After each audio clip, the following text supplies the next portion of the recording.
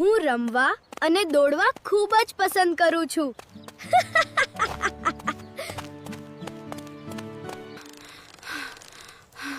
પણ આજે હું થોડો વધુ દોડી ગયો છું.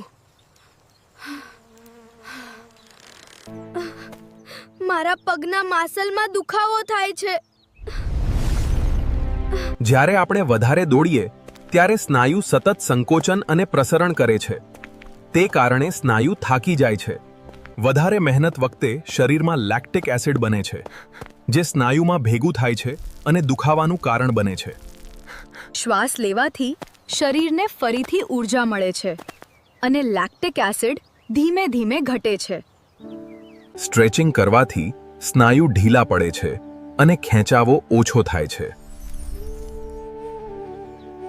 મસાજ કરવાથી રક્ત પ્રવાહ વધે છે, જે સ્નાયુને આરામ આપે છે.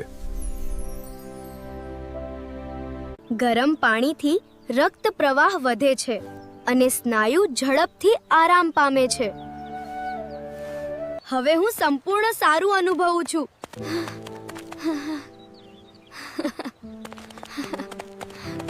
વધારે મહેનતથી સ્નાયુમાં લેક્ટિક એસિડ બને છે, પણ આરામ, મસાજ અને સ્ટ્રેચિંગથી આપણે સરળતાથી રાહત મેળવી શકીએ છીએ.